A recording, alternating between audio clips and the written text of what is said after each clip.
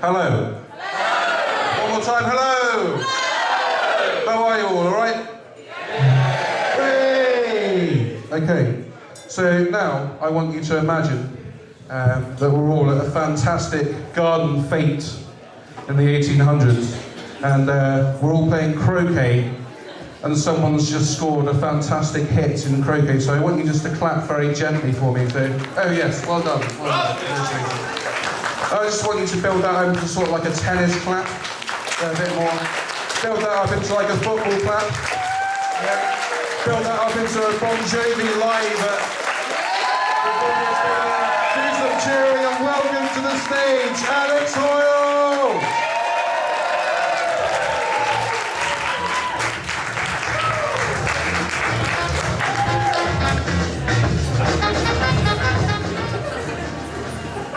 That was part of my rider. I won't come on stage unless they play a B-side from a Starsky and Hutch covers album. So, yeah, hi everyone, hi. Figure out how this mic stand works. Oh, it doesn't. That is a fancy bit of rapping. Oh, hey guys, how you doing? Nice. I was walking down the street the other day, and I saw a mate of mine, John, who I hadn't seen in ages. So I went up to him and I said, hey, John, J-Man, J-Dog, J-Squeeze, the juice. How you doing, man? Are you still working at Dixon's? And he said,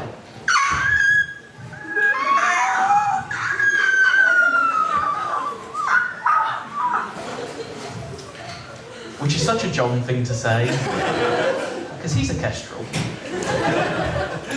So hey, this is weird. I feel like I'm performing in The Nightmare of an Elderly Woman.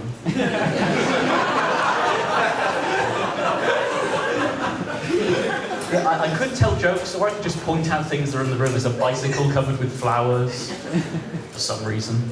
There's a glass impression of a man's head filled with what look like lollipops. And there's a sewing machine. So if any of you have a ripped shirt, take care of that. Oh, we have fun here at stand-up comedy. Yeah, this is... I'm deviating off script a little here because I'm not quite sure what jokes are appropriate for this environment. So a fully lit room full of expectant people. Offensive. Offensive? What's an offensive joke I know? Okay. Why did the chicken cross the road? Abortion.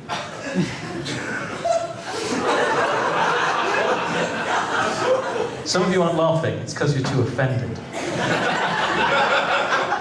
Match point Hoyle. Oh yeah. I think I was born with like a condition, you might not have heard of it, but basically anyone who isn't me, and that's not me in a kind of metaphorical cord trousers on me kind of way. I mean anyone that isn't literally me, anyone that isn't this, I tend to kind of fucking hate. So, like the other day, I saw a news headline, and never in my life have I wanted to find out more about a situation, and I just couldn't let it go. And the headline was, school teacher fined after putting 19 children in a car. I read on.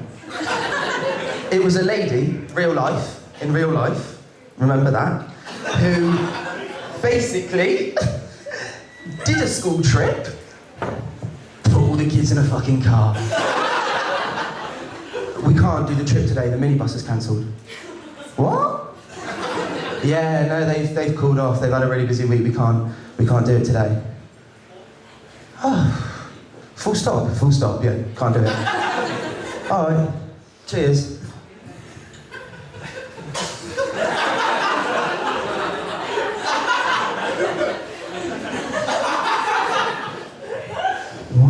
I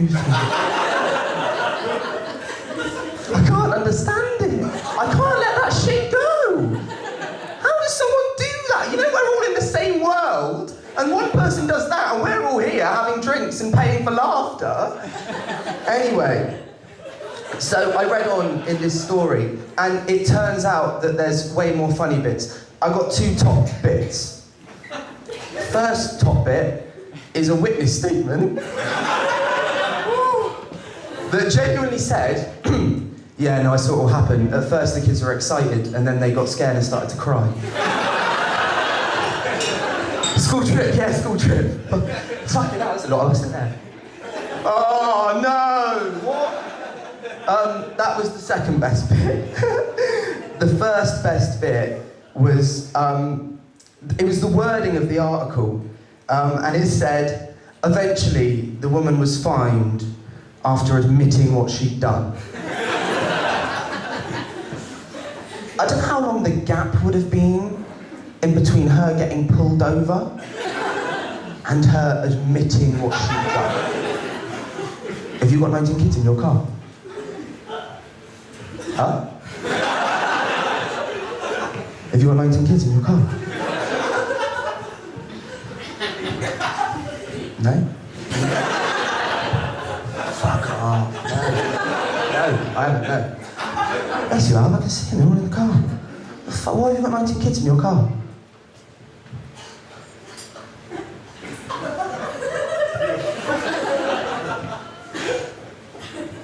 It's got a school trip. My name's Josh Gurney, and I know a lot of you are thinking Will Young has really let himself go. But don't worry, I'm going to take this moment and make it evergreen. So, a line from a Will Young song there, for anyone who's too young to know who he is. Been away doing some soul searching. I say away, haven't actually been anywhere. Just sort of been in my bedroom, smoking lots of cannabis. And masturbating almost constantly. Some people go to India to find themselves. I get stoned and wank. There's no right or wrong way of going about it, but my way is definitely the right way. Because I found out a couple of things about myself. I'm incredibly self-centered, a self-centered stand-up, shock horror. And I'm terrible at making decisions. And it's quite difficult to be an indecisive person when you live in a society where there's so much choice. I will spend hours trying to decide what to have for dinner. Do I have pizza? Do I have pasta? Maybe. Do I have a pie? Do I have a paella? I don't know who Ella is, I don't know why I'm asking her. Little play on words there, thank you. Do I have something that doesn't begin with P? Like Marmite?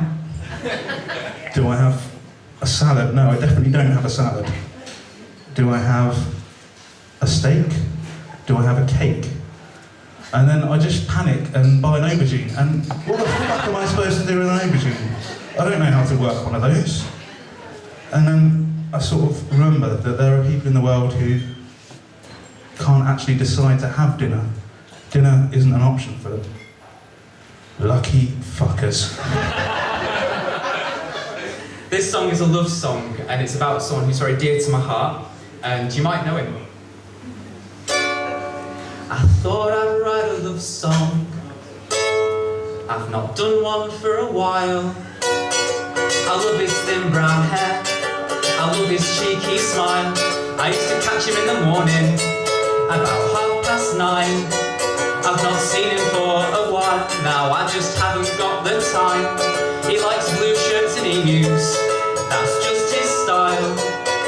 Some people call him the son of Satan. I call him Jeremy Carr. Jeremy Carr. You might think there's better things to sing about. There's a million songs about Jesus and they've still not run out. I think I like him best when he sat on the floor, pretending to empathise with the destitute and poor. He likes donuts and Sudoku. He's really quite benign. Some people call it car crash telly. I call it Jeremy Carr. Jeremy Carr.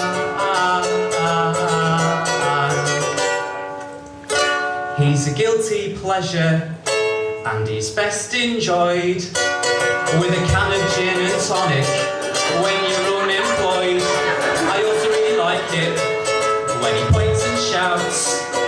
We'll all find out who's lying when the test results are out. He likes Starbucks, not Nero's. He thinks Costa is vile. Some people think he's a representation of a failure in society. I call him Jeremy Kyle. Jeremy Kyle.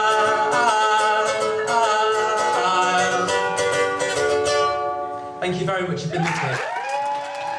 Yeah, so I did want to leave you with one fantastic little bit that I found out today, which was I was listening to Jason Manford, you know that comic, yeah, that funny guy, and he was talking about how Salford, a bit of Manchester, is really rough and violent, and he said Salford is a bit like Basra with chips.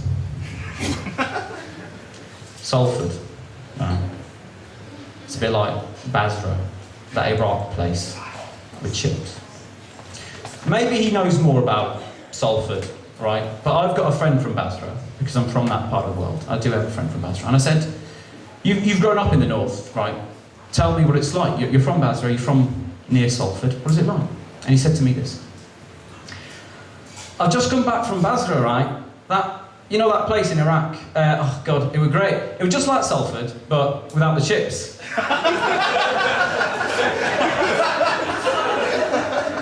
Anyway, so I walked down High Street, Basra High Street, you know the one. H&V's closed down. Anyway, and then I saw American tank shoot down Town Hall. Do you remember what happened in Salford? Yeah, just like that, but without the chips. and then I saw a school kid, right? He was trying to go to school, but couldn't cross the road because it was on fire. It was just like Salford. Do you remember? And then, like on the final day, I went to see my wife Yasmina Friday after mosque, and was it Friday? No, it was Friday after mosque, and I went down to her house. Oh, you won't believe it! You won't believe it! A bomb came down through the roof. Mangled body everywhere, glass and blood. Oh my God, you wouldn't believe it. See the sight of it. I think there was leg through the window. It could have been neighbours, to be honest. I don't know. And it was Thursday after mosque. It was just like Salford. And then I went to a funeral. It was a great affair. It was a great affair. There were rice and peas and carrots and gravy. Even for gravy. But there weren't any chips. There's tons of oil here. Just no potatoes. And then you got the BNP down in Basra telling all the Muslims to get out, just like Salford. If you're going to compare a city in the UK with a city in the Middle East, might I suggest, Jason Manford, comedian, that you pick something, two places that are very close. I'd suggest, hello, that's him, Jason Manford, say hello. I'd suggest Belfast and Beirut, right? Both capital cities on the coast. Both suffered a lot of terrorist attacks throughout the 70s to the 90s through religious tension. Except Belfast got chips. Thank you very much. And if there's something that I've noticed since I've been in Bristol, it's that. And I first noticed it halfway through a job interview. So, Josh, do you want to tell us a little bit more about yourself? Didn't I tell you to fuck off earlier and you asked me to leave? No, that was a fictional job interview. This, strangely, is actually based in fact. Oh, okay. Josh, do you want to tell us a little bit more about yourself? Well, I'm from Derbyshire, but I've been in Leach for the past 3 years, and I've been working on a project that... Oh, can we just take that back a step there? I just want you to know that we do not discriminate in any way against Northerners. I actually think what you're doing is very brave. What are you talking about? It takes a lot of courage to leave your homeland and travel to a distant place to get a job and earn money to send back to your massive family. Hang on. Firstly, I'm an only child. Secondly, my mum and dad are quite well to do, actually. Yeah, they've got a colour telly. Yeah. And they don't drink pop anymore. They have J2Os now. So, you know, just saying that. Oh, your mum and dad, are they also, what, Northern? Well, my dad's from Birmingham, and my mum's from Sheffield, so... Oh, so you're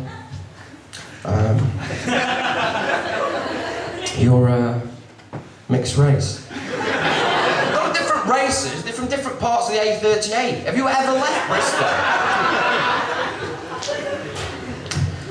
I did leave Bristol once, yes, Josh. I